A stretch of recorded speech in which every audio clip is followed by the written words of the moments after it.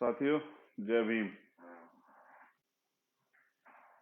बहुजन समाज में समय समय पर जन्मे सभी संतों, गुरुओं, महापुरुषों को नमन करते हुए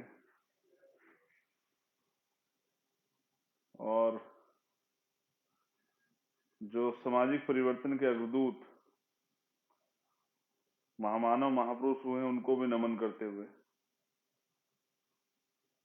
देश की आजादी के लिए या अम्बेडकरवाद या बहुजन आंदोलन के लिए या हाशिए पे गिराए गए वंचित वर्ग के लिए जिसने भी एक दिन भी काम किया, उन सभी साथियों को, योद्धाओं को धन्यवाद देते हुए जो पूर्व में आंदोलन चले, उन आंदोलन के जो अग्रदूत हैं, उन सबको अपना क्रांतिकारी जय भीम नीला सलाम पेश करता हूं। साथियों, आज का लाइव महत्वपूर्ण लाइव है, तो मैं महापुरुषों को नमन तो करना यही होता है कि उनके दिखाए रास्ते पे आप चलें, क्योंकि सभी महापुरुषों ने कहा कि हमारे चित्र नहीं चरित्र पकड़िए। लंबे समय से हमने चित्र ही पकड़े, चरित्र नहीं पकड़े। उसका खामियाजा हमें समाज को भुगतना भी पड़ा है। एक महानायिका जिनका आज जन्म दिवस है, जयंती है, उनको तो नमन करना पड़ेगा। देश की प्रथम शिक्षिका, बालिकों की, बच्चियों की प्रथम शिक्षिका, उनको पढ़ने के मार्गदर्शन करने वाली माँ सावित्रीबाई फूले को नमन करता हूं। आज उनकी जयंती है और मैं देश की तमाम बहनों से जो भीम आर्मी आजाद समाज पार्टी में जुड़ी हैं या जो मुझे सुन रही हैं, मुझसे प्रेम करती हैं, मुझ में विश्वास रखती हैं, भाई के रूप में मुझे मानती हैं, बेटे के रूप में मुझे मानती हैं, एक साथी दोस्त के रूप में मुझे मानती है, मैं उनसे निवेदन करूंगा कि कोई भी सामाजिक आंदोलन बिना सामाजिक जानकारी के नहीं चलता, कोई भी राजनीतिक आंदोलन बिना राजनीतिक जानकारी के नहीं चलता। सामाजिक जानकारी ये है कि जिस भी महिला को महिला सशक्तिकरण, महिला सुरक्षा, महिला स्वतंत्रता पे कुछ करना है, कुछ सीखना है, तो सबसे पहले वो माँ सावित्रीबाई फूले को जरूर पढ़े। अगर माँ सावित्रीबाई फूले का जीवन आपने नहीं पढ़ा तो शायद आप अपने जीवन को सफल ना कर पाओ और आप आगे ना बढ़ पाओ। मेरा ऐसा विश्वास है कि जो भी बहन, हमारी छोटी बच्ची, जो जिस भी रिश्ते में हमसे जुड़ी हुई है, अगर वो एक बार वो सामाजिक परिवर्तन के आंदोलन में या राजनीतिक रूप से सफल होना चाहती है, तो उसको आदर्श चुनना पड़ेगा और आदर्श चुनने के लिए उनके पास है माँ सावित्रीबाई फूले, जिनको पढ़ने के बाद ये विश्वास होता है कि किस तरह से अन्याय, अत्याचार, जुर्म, जाति, अपमान सह के भी अपने लक्ष्य के प्रति जो आदमी डटा रहता है वो सफल होता है। उस समय तमाम परेशानियों के बावजूद भी, जब एक कहानी शेयर करता हूँ आपसे बस, कि जब माँ सावित्रीबाई फूले वंचित वर्ग की बच्चियों को पढ़ाने के लिए जाया करती थी तो उनके ऊपर लोग कीचड़ फेंक दिया करते थे, गंदगी फेंक दिया करते थे, गोबर फेंक दिया करते थे, और माँ एक साड़ी अपने बैग में ले जाती थी। उस गंदी साड़ी को ले जाके बदल के फिर दूसरी साड़ी पहन के बच्चे को पढ़ाती थी। उनकी जिंदगी जुड़े बहुत सारे किस्से हैं जो मैंने पढ़ा,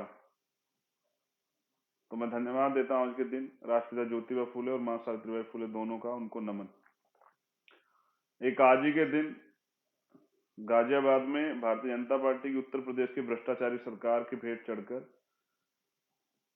अंतिम संस्कार करने गए कुछ एक परिवार और उन परिवार के जो शुभचिंतक थे, जैसे ही वो अंतिम संस्कार करने के लिए गाजियाबाद शमशान घाट गए तो वो क्षति जा पड़ी और बहुत बड़े संख्या में 23 से 24 लोगों की, लगभग जितना मुझे याद है, जान गई थी। मैं उनको भी नमन करता हूँ, श्रद्धांजलि अर्पित करता हूँ। उनके परिवारों के लिए भी मेरी भावभीनी श्रद्धांजलि, क्योंकि जो अपना खोता है उसको एहसास होता है और उन परिवारों की कोई गलती नहीं थी, बस वो सिस्टम और भ्रष्टाचार की भेंट चढ़ गए, क्योंकि इस भ्रष्टाचार ने, इस झूठ की, लूट की राजनीति ने उन परिवारों को हमसे, उन साथियों को हमसे छीन लिया। क्योंकि आज जो राजनेता बैठे हैं उन्हें किसी भी तरह से अपनी जेबें भरनी है। इसलिए आजाद समाज पार्टी नई और परिवर्तन की राजनीति करने के लिए मैदान में आई। तो साथियों, जैसे आज का जो विशेष लाइव है वो है कल के जो ओबीसी महासभा द्वारा आंदोलन बुलाया गया था, जिस आंदोलन में वंचित वर्ग के सभी लोगों ने, सभी संगठनों ने, बहुत सारे बड़े पैमाने संगठन पार्टियों ने सहयोग किया। और वो आंदोलन था हक की लड़ाई के लिए, क्योंकि जब भी इस देश में वंचित वर्ग के लोग हक की लड़ाई लड़ते हैं तो आरएसएस और बीजेपी के लोग मंदिर का मामला लेके आके उनके हक की लड़ाई से उन्हें दूर कर देते हैं, उनके रास्ते को भटका देते हैं। लेकिन इस बार उन्होंने जो अन्याय, जुल्म और अत्याचार उनके साथ हुआ, उनका जो अधिकार उसे छीनने का प्रयास किया गया कि पंचायत चुनाव में बिना ओबीसी आरक्षण के पंचायत चुनाव होंगे, ऐसा प्रयास किया गया। उसके विरुद्ध उन्होंने आंदोलन मजबूत किया और भीम आर्मी की वहां की टीम ने समर्थन किया। जैश के साथियों का बड़ा समर्थन था। कल उनका आंदोलन था, मैं भी उसमें शामिल होने के लिए गया था, लेकिन आपके जानने की इच्छा भी थी कल हुआ क्या। तो साथियों, जैसे ही मैं एयरपोर्ट पहुंचा भोपाल और एयरपोर्ट उतरा ही तो कुछ पुलिस के लोग खड़े थे, इस तरह के कपड़े और झंडे पहने हुए जैसे वो हमारे संगठन और जो ओबीसी महासभा के साथी हैं उनके संगठन के लोग हों। और वो मुझे जाते लॉन्ज में चलने के लिए कहने लगे कि कुछ साथी और आ रहे, फिर चलेंगे। और फिर उन्होंने मुझसे मेरे फोन और सब चीजें, आवश्यक चीजें जो हैं वो ले ली मुझसे। मुझे एहसास हुआ कि उन्होंने मुझे अरेस्ट कर लिया है। मैं उनसे खूब अपने अधिकारों की बात करता रहा, लेकिन सत्ता के दम पे दमन की प्रक्रिया चालू थी और 50 से ज्यादा की संख्या में पुलिस के आला अधिकारी और जो कर्मचारी हैं, सिपाही लोग, वो वहां मौजूद थे और उन्होंने तय कर लिया था कि वो मुझे जाने नहीं देंगे। लगातार मैं उनके सीनियर अधिकारियों से बहस करता रहा, कॉन्स्टिट्यूशन के जो वैल्यू हैं, जो हमारे अधिकार हैं आर्टिकल 19 में, यदि उनकी बात करता रहा। लेकिन आज के लोकतंत्र में ये सिर्फ बेईमाना साबित होता, क्योंकि कोई भी पार्टी संविधान को मानती नहीं। फिर रात में इस शर्त के साथ कि मैंने जब कहा कि मैं जानना चाहता हूं, मुझे जैसे खबर लगी थी कि हमारे कार्यकर्ताओं को नुकसान पहुंचा गया है, कि हमारे साथ क्या हालात है, मेरी जिद पे हमारे कार्यकर्ताओं को बुलाया गया, हमारे पदाधिकारियों को। फिर मेरी उनसे मुलाकात हुई और फिर जबरन मुझे रात को 10 बजे वहां से फ्लाइट में बिठाकर दिल्ली रवाना कर दिया गया। मैं समझता हूं कि ये एक दमन की कार्रवाई, लेकिन इस दमन की कार्रवाई के अलावा भी मुझे आपसे कुछ बात कहनी। मैं धन्यवाद देता हूं पहले तो ओबीसी महासभा के साथियों का कि उन्होंने इस लड़ाई को लड़ने की ठानी। मान्यवर काशीराम साहब कहते थे मैं अकेला ही चला था, मंजिलें जाली, लोग मिलते गए और काफिला बनता गया। आपने शुरुआत की है और दमन की शुरुआत भाजपा की शिवराज सिंह चौहान ने की है। हम तो दमन के शिकार लंबे समय से हैं, लेकिन इस दमन ने हमारे हौसले नहीं तोड़े। मैंने कल भी कहा था साथियों, अगर आप मुझसे जानना चाहते हैं कि ये क्यों हुआ, क्यों आंदोलन नहीं होने देगा, तो उसका मेरे पास एक पुख्ता रीजन है। क्योंकि जब भी इस देश में बहुजन समाज के लोग, यानी कि स्पेशल SC ST OBC और माइनॉरिटी के लोग इकट्ठे होने का प्रयास करेंगे, ये सरकार किसी भी कीमत पे नहीं होने देगी, ये हो या कोई और सरकार हो। क्योंकि वो जानती है लोकतंत्र में जिस दिन बहुजन समाज के लोग इकट्ठा हुए उस दिन सत्ता की चाबी हमारे हाथ में होगी। और ये नहीं चाहते कि हमारी एकता मजबूत हो।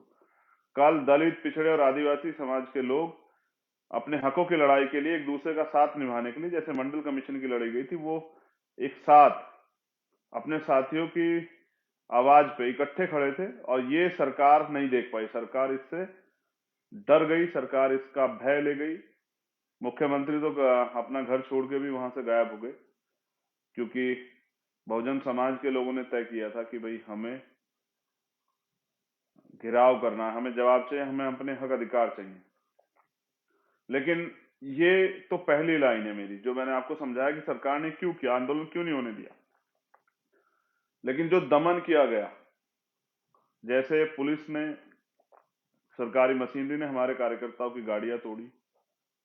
आपने कुछ वीडियो भी मैंने वायरल की थी अपने पेज से, भीम आर्मी अकाउंट, मेरे अपने ट्विटर अकाउंट से, कि पुलिस ने जिस तरह से हमारे कार्यकर्ताओं गाड़ी को फेंक दिया, पुलिस ने जिस तरह से पत्थर से पुलिस के कर्मचारियों ने हमारी गाड़ी को तोड़ने का काम किया। तो ये गुंडागर्दी किसके सहारे पे की गई? मैं समझता हूँ सरकार चाहती थी किसी तरह से हमारा आंदोलन हिंसक हो जाए। मैं धन्यवाद देता हूँ भीम आर्मी आजाद समाज पार्टी के कार्यकर्ता को, सभी संगठनों के साथियों को। उन्होंने लाठियां भी खाई, अपमान भी सहा, लेकिन आंदोलन को हिंसक नहीं होने दिया।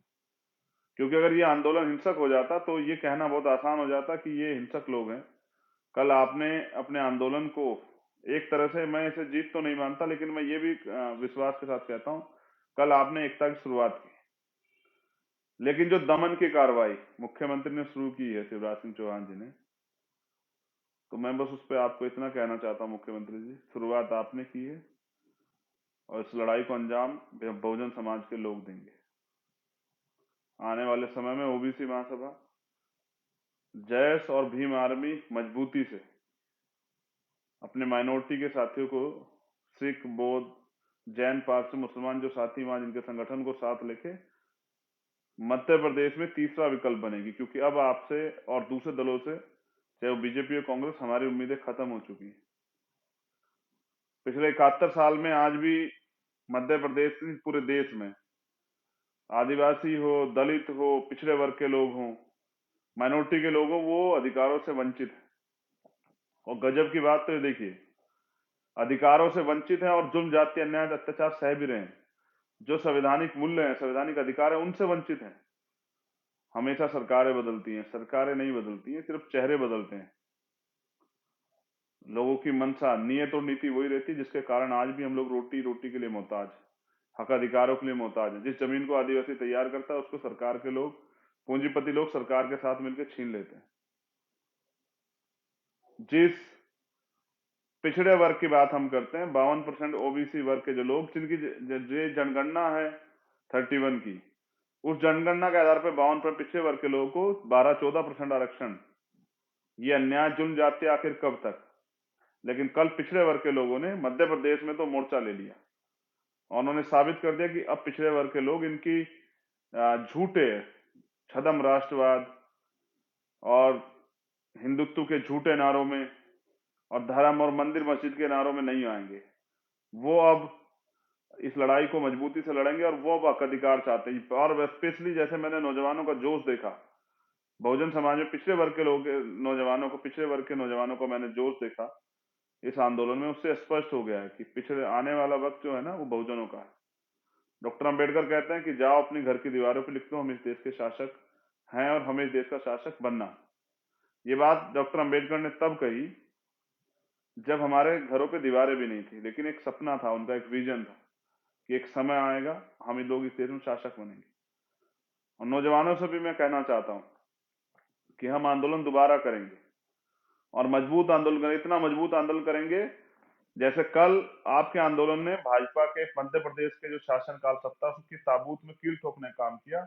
आने वाला जो आंदोलन है वो इनको सत्ता से बेदखल करने का काम करेगा। वो आंदोलन जिसको दमन से रोकने का प्रयास किया गया, कल पूरे मध्य प्रदेश में जो माहौल था, हर वो जिले के बॉर्डर को जो है सील किया गया, पुलिस लगा के हमारे कार्यकर्ताओं को पहले डिटेन किया गया, फिर बाकी कार्यकर्ताओं को रोका गया, फिर कार्यकर्ताओं लाठीचार्ज किया गया। इस अपमान का बदला भाजपा आरएसएस के जो सरकार के लोग, उनसे हम जरूर लेंगे, लेकिन हम ये संवैधानिक तरीके से लेंगे। मैंने कल एक हैशटैग भी देखा, रात में आके मुझे मेरे साथियों ने दिखाया, जिसमें कुछ सरकार के लोग चला रहे, चंद्रशेखर आजाद पे राशुका लगाओ। तो मैं कह रहा हूं, आइए, स्वागत है ना आपका। अगर पिछड़े वर्ग के हितों की रक्षा के लिए लड़ते मुझे मेरे ऊपर राशुका लगती है तो मैं स्वागत करूंगा। क्योंकि मैं मान्यवर काशीराम साहब को अपना नेता मानने वाला व्यक्ति, महामना रामसू वर्मा, बाबू जगदेव प्रसाद कुशवाहा, जननायक कपूरी ठाकुर, प्यारे लल्लई यादव, प्यारे रामास्वामी नायकर को अपना आदर्श मानने वाला छत्रपति साहू जी महाराज और राष्ट्रीय ज्योतिबा फुले को अपना आदर्श मानने वाला चंद्रशेखर आजाद, मान्यवर काशीराम साहब और डॉक्टर बाबा साहब अम्बेडकर को आदर्श मानने वाला चंद्रशेखर आजाद, अगर वो जो बहुजन समाज बनाना चाहता है, अगर उस बहुजन समाज बनाने की लड़ाई में, संघर्ष में मुझे मेरी जान चली जाती है, या मुझे राशुका लग जाती है, मेरे ऊपर और कोई धारा लग जाती है, मुझे जेल हो जाती है, तो ये मेरे लिए गर्व का विषय। मैं क्रांतिकारी हूं, नेता नहीं। नेताओं को डर लगता है जेल से, नेताओं को डर लगता है मुकदमों से। ना मुझे सरकार से डर लगता, ना मुकदमों से डर लगता, ना इनकी सीबीआई ईडी इनकम टैक्स से डर लगता, और ना ही मुझे हथकड़ियों से डर लगता। मैं तो समझता हूँ एक क्रांतिकारी के लिए गहना होती है हथकड़ियां। तो इस बार तो मैं शिवराज सिंह जी से कहूंगा कि दीवारें ऊंची कराओ और जेल बड़ी करा लो। इस बार जब हम आंदोलन करेंगे तो भोपाल में जगह कम पड़ जाएगी, क्योंकि हमारी संख्या बहुत है। 90% बहुजन समाज के लोग रहते हैं मध्य प्रदेश में, जिनके पास शासन सत्ता होनी चाहिए थी, जो खुद देने वाले समाज होते, जो प्रदेश में वंचित वर्ग के लिए नीतियां बना रहे होते, वो समाज कल सड़कों पे अन्याय अत्याचार के खिलाफ लड़ रहा था, अधिकारों के लिए लड़ रहा था। मुझे तो अच्छा लगा कि वो लड़ रहा था, लेकिन मैं समझता हूं कि अगर जितना जल्दी ये समाज अपनी ताकत को पहचान जाएगा, वोट की वैल्यू को समझ जाएगा और दो दुश्मन का फर्क कर लेगा, उतना जल्दी वो अपनी जो समस्याएं उन पे भी पार पालेगा, उन समस्याओं का हम निराकरण कर देगा, जो दैनिक समस्या उनके जीवन में है और जिनकी तरक्की के रास्ते में जो कीलें ठोकी गई उनको भी निकाल देगा। नौजवानों ने मजबूती से आंदोलन किया, मैं धन्यवाद करता हूं कि कार्यकर्ताओं का। और मैंने तो, हमारे कार्यकर्ता जो सभी संगठनों से हैं वो सब हमारे ही हैं।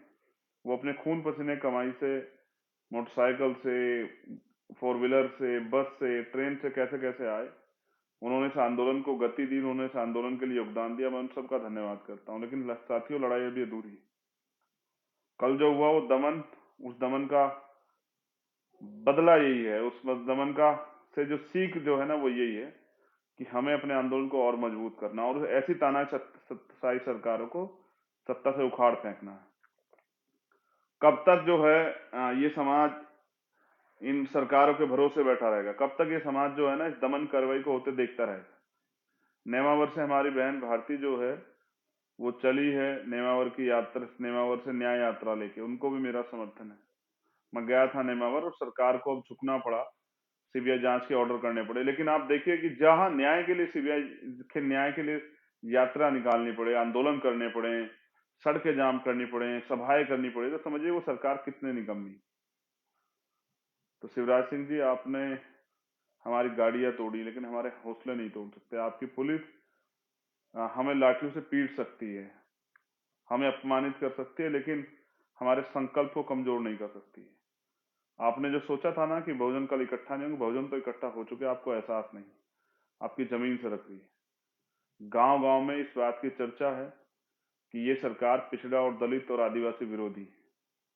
आपको शायद सुनाई नहीं दे रहा है, लेकिन मैं चाहता हूं ना कि इसकी गूंज जब आपको महसूस होगी तो वो सन 2023 होना चाहिए।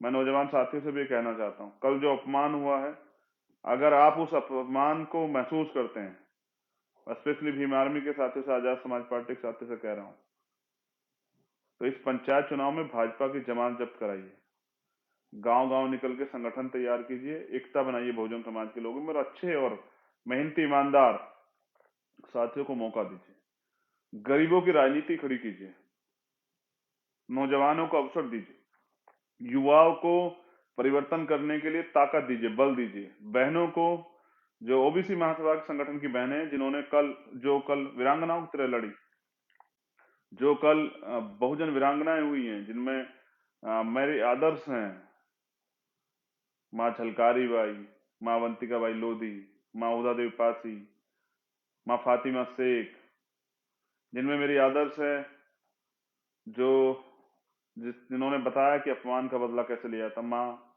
फूलन देवी। मैं उन तमाम बहनों से भी कहना चाहता हूं कि सड़कों से जो आंदोलन कल आपने शुरू किया उसको गांव गांव तक लेके जाना है। इस जालिम सरकार को बताना है कि हम जिनको कल अपमानित करके मध्य प्रदेश में आंदोलन रोका गया, उनमें कितना दम है। मैं उन वीरांगनाओं को धन्यवाद भी देता हूं कि वो घर से निकल के इस आंदोलन को लड़ने का काम किए। लेकिन मैं नौजवानों से फिर कहना चाहता हूं कि मध्य प्रदेश परिवर्तन मांग रहा है। ये सरकारें मिलकर आपके अधिकारों को ऐसे छीनने का प्रयास करती रहेंगी। ये सरकारें आपके अधिकारों से आपको वंचित रखने का काम करेंगे। अगर आपको हक चाहिए तो उसके लिए आपको लड़ना होगा। और ये लोकतंत्र में लड़ाई वोट से लड़ी जाती है। तो मैं फिर कहूंगा कि जब भी आप दोबारा आंदोलन करेंगे मेरा पूरा सहयोग रहेगा। लेकिन मेरी कल ये भी समझ में आया कि सरकार आंदोलन का सामना नहीं कर सकती, ये हमारे लोगों के सामने टिक नहीं सकती है। ये झूठी, निकम्मी, भ्रष्टाचारी सरकार, व्यापम घोटाले वाली सरकार, ये सरकार जानती है कि ये सच के सामने टिक नहीं सकती। झूठ पे आधारित भ्रष्टाचारों की सरकार जानती है कि ये सच का सामना नहीं कर सकती है। ये वास्तविकता में नौजवानों का, महिलाओं का, बेरोजगारों का, बहुजनों का, वंचितों का सामना नहीं कर सकती है। और जो मुख्यमंत्री सामना ना कर सके, जो जनता की सुनवाई ना कर सके, भाग के क्या होगा मुख्यमंत्री जी? मैं आपसे जानना चाहता हूं, प्रदेश छोड़ के कहां भागेंगे? कुर्सी पे तो आप बैठे हैं, क्यों भाग रहे हैं कुर्सी छोड़ के? जनहित में जनता के मुद्दों पे संवाद कीजिए ना। कल हुआ क्या था? हम लोग अपनी बात ही तो कहना चाहते थे, आपको क्या घबराहट हुई? डर गए? कहां भाग गए? और आपको क्या लगा बंद करने से, जेल भेजने से, मुकदमे लगाने से, या डिटेन कर लेने से, या गाड़ियां रोक देने, गाड़ियां तोड़ने से क्या हम डर जाएंगे? आपको क्या लगा कि हम लोग डर गए? आपको क्या लगा हम लोग भाग जाएंगे? आपको क्या लगा कि हम लोग दोबारा नहीं लौटेंगे? आपको क्या लगा कि आप हमारे अधिकार डकार जाओगे और हम चुपचाप बैठे रहेंगे? आपको क्या लगा कि हम कौन लोग हैं? मैं आपको बताता हूं कि हम कौन हैं। हम बहुजन समाज के पढ़े लिखे, संघर्षशील, समर्पित, ईमानदार कार्यकर्ता हैं उस आंदोलन के। और हम वो लोग हैं जो इस देश में शासक वर्ग के लोग हैं। और हम वो लोग हैं जो अपने अधिकारों के प्रति जागरूक हैं और जो समाज को जागरूक कर रहे हैं। हम भागेंगे नहीं, हम भगाएंगे। मैं वापस लौटूंगा इस आंदोलन को मजबूत करने, अपने भाइयों के हाथ पकड़ने। मुझे दुख है कि कल आपको लाठियां लगी, मुझे दुख है कल आपकी गाड़ियां तोड़ी गई। मैं वहां के अधिकारियों से बात करूंगा, हिसाब तो देना पड़ेगा। अपराध चाहे पुलिस करे या आम आदमी, मुकदमे भी दर्ज होंगे और वो लोग वो हर्जाना भी भरेंगे, मेरा वादा है। कार्यकर्ता निराश ना हो। जिन कार्यकर्ता की गाड़ी टूटी है, मोटरसाइकिलें टूटी है, वो सीनियर लीडरशिप से, दोनों प्रदेश अध्यक्ष से, सुनील अवस्थी जी से, विनोद जी से, और जो साथी बहन कल्याण, रजनी कल्याणी जी से, और जो साथी हैं उनसे बात करें, आकाश राहुल जी से, दुले सिंह जी से, उन सब लोगों से बात करें, सुनील बेले जी से, जो राजेश, जो हमारे सीनियर, उनसे बात करें, अपने जिलाध्यक्ष से बात करें। ये कानूनी लड़ाई भी लड़ी जाएगी। मैं तो जिस तरह से कल वहां फोन जब्त किए गए, मुझे ऐसा भी लगता है कि मेरे एक घटना याद आई जो यलगार परिषद के लोगों के साथ हुई थी, कि जबरदस्ती उनके फोन में, उनके लैपटॉप में से कुछ झूठे मैसेज किए गए, कुछ सॉफ्टवेयर फिट किए गए। मुझे तो ऐसा भी लगता है कि भारतीय जनता पार्टी के लोगों ने कुछ ऐसी साजिशें भी की गई होंगी पुलिस के द्वारा सहयोग लेके। लेकिन हम पढ़े लिखे लोग हैं, हम समझते हैं आपकी सारी चालों को। अब जैसे जैसे हम बहुजन एकता को हम बनाने का काम करेंगे, ये हमारे लोगों में आपसे टकराव कराने का काम करेंगे, कुछ हमारे लोगों को तोड़ने का काम करेंगे, विभिन्न संगठनों में हमें झगड़ा कराने का काम करेंगे। हमें सचेत रहना है। अगर हमें अधिकार चाहिए, जैसे मैंने आपसे पहले कहा कि आपकी गाड़ी टूटी, आपको लाठी पड़ी, आपका आर्थिक नुकसान हुआ, तो फिर मैं आपको बता दूं कि अधिकार मांगने से नहीं मिलते, अधिकार छीनने पड़ते हैं। और जिसको जिसको आजादी चाहिए गुलामी से, चाहे सामाजिक हो, आर्थिक हो, राजनीतिक हो, उसको कुछ ना कुछ तो बलिदान देना पड़ेगा। लेकिन हम भूलेंगे नहीं मुख्यमंत्री जी, हम भूलेंगे नहीं। आरएसएस के गुंडों हम भूलेंगे नहीं। और मैं बहुजन समाज के लोगों से भी कहना चाहता हूँ, सभी संगठनों के साथियों से, कि आप भी अपनी मेमोरी को मजबूत करो, भूलना मत। दो रास्ते हैं, एक तो मांग, जिस तरह लंबे समय से मांग करते आ रहे हैं, मांगते आ रहे हैं, जिसमें आपका हाथ ऐसे है, क्या तो ऐसे बने रहिए। या फिर जब डॉक्टर अंबेडकर ने जो कहा कि गुलाम को गुलामी का एहसास करा दो, वो अपनी बेड़ियां स्वयं काट देगा। जैसे बाबू जगदेव प्रसाद कुशवाहा कहते हैं कि पहली पीढ़ी गोली खाएगी, दूसरी पीढ़ी जेल जाएगी और तीसरी पीढ़ी राज करेगी। जैसे हमारे और महापुरुषों ने कहा है कि एक रोटी कम खाना, लेकिन अपने बच्चों को जरूर पढ़ाना। तो अपनी इतिहास को जानिए साथियों। जैसे वीर भगवान बिरसा मुंडा लड़े, तांत्या भील लड़े अपने अधिकारों के लिए, और एक चीज और मेरी समझ में है, मुझे कहने में भीम आर्मी के लोग साथी सुनेंगे, आजाद समाज पार्टी के, एक चीज मेरी कल और समझ आई कि जाति व्यवस्था उन लोगों ने बनाई, लेकिन ये सच नहीं है कि जो आपके जाति का है, आपके वर्ग का है, वो आपका हितैषी हो सकता है। इसका प्रमाण हमने कल शिवराज सिंह जी से देखा। अगर आप ये कहते हैं कि ये हमारी जाति का है और ये हमारा हितैषी है, या ये हमारी जाति से आता है, इस वर्ग से आता है, ये हमारा हितैषी होती है, तो इसका प्रमाण हमने कल शिवराज सिंह जी से देखा कि वो पिछड़े वर्ग से आते हैं और पिछड़े वर्ग के लोगों पे, दलितों पे किस तरह का अन्याय अत्याचार आदिवासियों पे कल उन्होंने किया। और जो 131 MP schedule caste schedule tribe के बैठे उनमें भी देख लीजिए 90% लोग क्या हाल है। तो ये सत्य नहीं है कि अगर वो आपकी जाति के हैं तभी वो आपके हितों की रक्षा कर सकते हैं या आपके हितों के लिए के साथ खड़े हो सकते हैं। इसलिए ही विचारधारा की लड़ाई, इसलिए मैं समझता हूँ जिस विचारधारा को ग्रहण करता है, जिस विचारधारा के साथ खड़ा होता है, जो जो इस विचारधारा को मानता है, जैसे हम डॉक्टर अंबेडकर की विचारधारा को मानने वाले लोग, राष्ट्रपिता ज्योतिबा फुले की विचारधारा को मानने वाले लोग, छत्रपति साहूजी महाराज की सामाजिक न्याय की विचारधारा को मानने वाले लोग, जो समता समानता बंधुत्व भाईचारे की बात करते हैं, वो ही इस देश में सामाजिक परिवर्तन की क्रांति को आगे बढ़ा सकते हैं। जो अगर आप ये सोचते हैं कि बीजेपी आरएसएस के संगठनों में रह के आप समाज का भला कर सकते हैं, तो ये आपकी गलतफहमी है। क्योंकि काशीराम साहब कहते हैं कि दूसरों के महलों से अच्छी होती है अपनी झोपड़ी। तो विचारधारा का हमारा घर वो उन करोड़ों रुपए वालों महलों वालों से ज्यादा अच्छा है। कल आपने जिन साथियों ने मेरे लिए आवाज उठाई, ज्ञापन दिए, तमाम तरह प्रयास किए, मैं उन सभी कार्यकर्ता साथियों को, पदाधिकारियों का भी धन्यवाद करता हूँ। लेकिन ये आवाज सिर्फ मेरे लिए नहीं उठनी चाहिए, हर उस कार्यकर्ता के लिए उठनी चाहिए। जैसे कैलाश जी अभी जेल में है, कैलाश जायसवाल जो हमारे मुंबई के अध्यक्ष हैं आजाद समाज पार्टी, वो जेल में, उनके साथ और 2 साथी जेल में हैं। तो जब जहां भी किसी कार्यकर्ता के साथ अन्याय अत्याचार हो, उसको गिरफ्तार किया जाए या उसके साथ गलत हो, वहां हर व्यक्ति को ये आवाज उठानी चाहिए। यही न्याय है। तभी जाके मैं सबको समझाता हूं कि व्यक्ति बड़ा नहीं होता, विचार बड़े होते हैं, विश्वास बड़ा होता है। तो जहां भी एक किसी भी कार्यकर्ता के साथ गलत हो, वहां ये आवाज हमें उठानी चाहिए।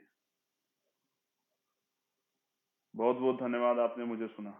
मध्य प्रदेश के साथियों से कह रहा हूं, कल के अपमान का बदला जरूर लिया जाएगा। बदला इसी तरह लिया जाएगा कि जिस सरकार ने हमें बेइज्जत किया, उस सरकार को सत्ता से बेदखल करा के और अपने लोगों को सरकार में, यानी कि बहुजन समाज के लोगों को सरकार में बिठाना है। और अब हम ज्यादा दिन वहां मांगने वाला समाज नहीं बना रहेंगे, देने वाला समाज बनेंगे। हम बहुजन समाज बना के वहां सत्ता में स्थापित होंगे और सत्ता में स्थापित होके वंचित वर्ग के लोगों के लिए तरक्की के रास्ते खोलने के लिए नीतियां बनाएंगे। हम जल्द लौटेंगे और एक बड़ा आंदोलन करेंगे। तारीख आप तय कर लीजिएगा, मिलके मैं वापस आऊंगा। मेरे लिए यही राजनीति है कि जहां मेरी जरूरत हो मैं वहां खड़ा रहूं। मैं दोबारा फिर कह रहा हूं अपने पिछड़े वर्ग के भाइयों से कि जो कारवा मान्यवर काशीराम साहब अधूरा छोड़ गए, उसको पूरा करने के लिए मैं अपने जीवन का एक क्षण, लहू का आखिरी कतरा लगा दूंगा। मुझे बस सिर्फ आपके विश्वास की, आपके सहयोग की जरूरत है। आपने निकम्मे झूठे लोगों पे विश्वास किया है, आप सच्चे लोगों पे, ईमानदार लोगों पे, संघर्षशील लोगों पे विश्वास कीजिए और अवसर दीजिए। ये जो गुलामी जिसको आप महसूस करते हैं, जो बेबसी जिसको आप महसूस करते हैं, महिलाओं पे होने वाला तमाम तरह का शोषण, उनकी उनके उनके साथ जो है उनका आर्थिक सशक्तिकरण जिन कारणों से नहीं हो पा रहा, उन सब चीजों पे काम करके, एजुकेशन पे, हेल्थ पे, रोजगार पे, नौजवानों के लिए रोजगार बहुत बड़ा मामला है, इन सब चीजों पे काम करके एक अच्छा सशक्त समाज बना के एक अच्छा प्रदेश और एक अच्छा देश बनाने का काम करेंगे। आपसे आशा और सहयोग की उम्मीद के साथ साथ जय भीम, जय भारत, जय संविधान, जय लोकतंत्र, जय विज्ञान। और वहां पहुंचे सभी साथियों का धन्यवाद। हम फिर मिलेंगे। मुख्यमंत्री जी, आपको क्या लगा हम डर गए? वापस लौटेंगे। अगर इस बार ताकत इतनी होगी कि आपकी पुलिस रोक नहीं पाएगी। धोखे से किसी गिरफ्तार करना और अपने आप को ताकतवर समझना, ये गलतफहमी है। अगर एक बार पहले एहसास होता तो चंद्रशेखर आजाद आजाद है, उसे आप रोक नहीं पाते। दोबारा प्रयास कीजिएगा। इस बार कह के आऊंगा, बता के आऊंगा, मौका दे के आऊंगा। जय भीम, जय भारत। कल के आंदोलन को सफल बनाने के लिए सब एक एक कार्यकर्ता पदाधिकारी का बहुत बहुत धन्यवाद। जय भीम।